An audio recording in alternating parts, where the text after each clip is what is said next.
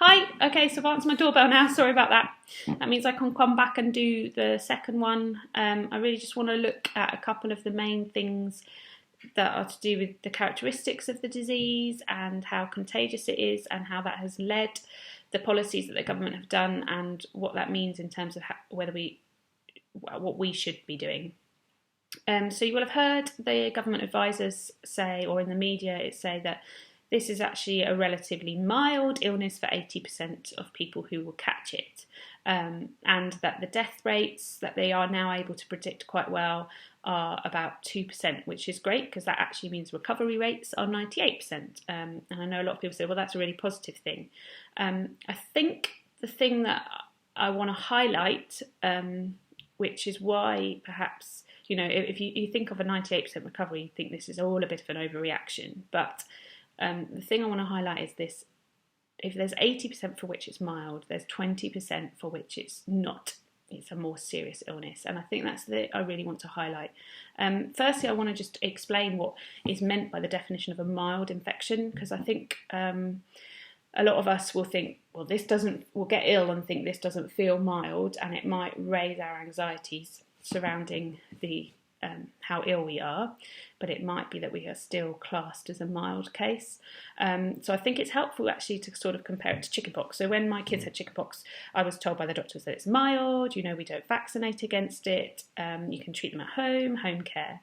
And it is a mild infection in that pretty much all the children who get it will recover from it on their own with just kind of the care that can be provided for them at home. They don't need to be hospitalised and there's no complications.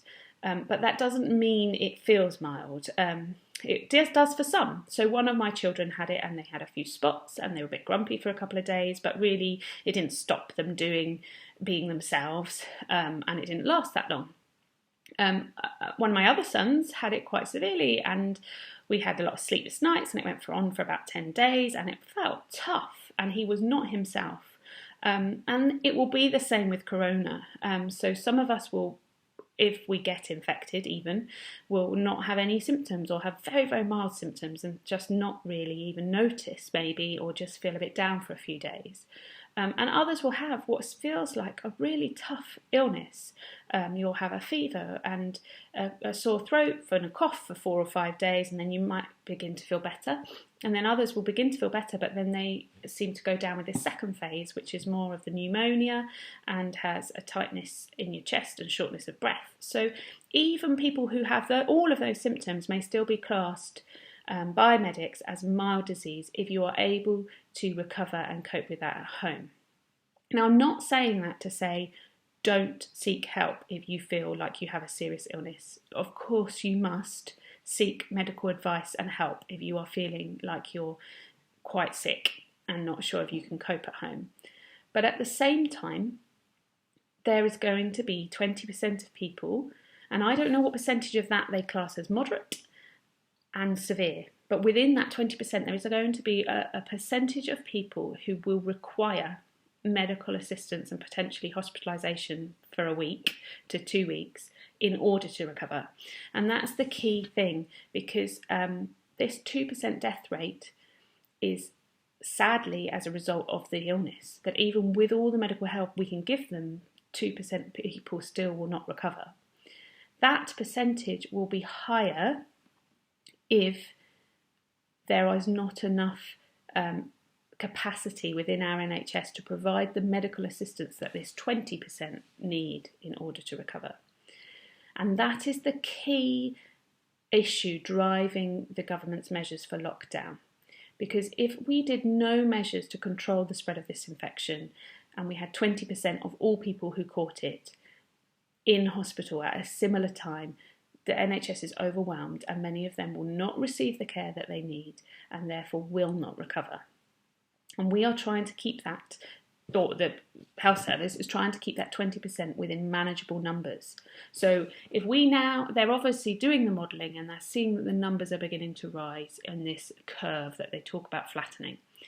So they are now saying now is the time we need to stop the spread, because all those who have already been exposed and are going to get ill in the 2 to 3 to 4 weeks from this point, 20% of those will need some form of medical assistance, and we need to be able to provide that for them. So we need to stop anyone else now, as much as we possibly can, getting infected.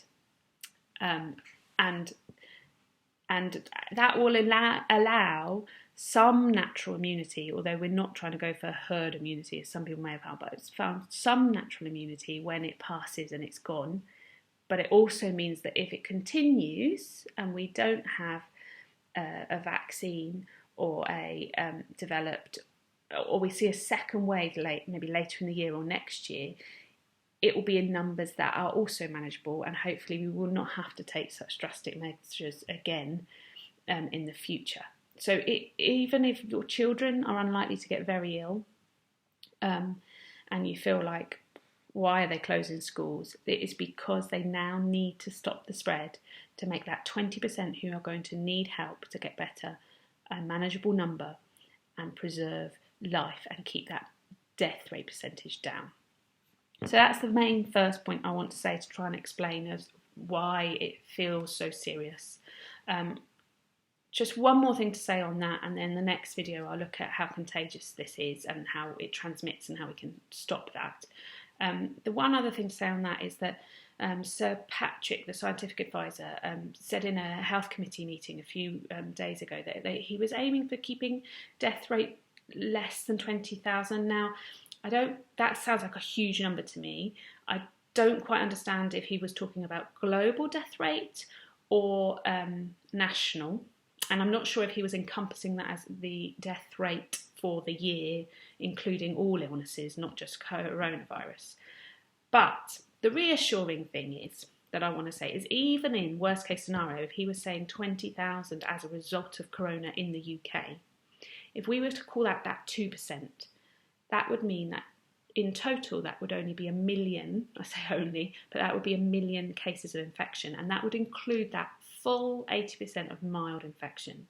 So even in that worst case scenario, it's 1 million people in the UK infected in some way, and a lot of them mild, 800,000 mild. So not all of us are going to get ill, and most of us can look after ourselves at home. But if there's 200,000 people that need to receive medical treatment, then we need to be able to provide the capacity for that. So we've got to work together to keep out of hospital if we can. And the best way for doing that is slowing and preventing the spread at this point. And that is why we are going into serious lockdown measures. And you need to do it however old you are. But particularly if you're old and you've got underlying illnesses, because you're more likely to need that medical assistance. On that cheery note, I'm going to end this video. I will come back in a minute and do my third. Thanks.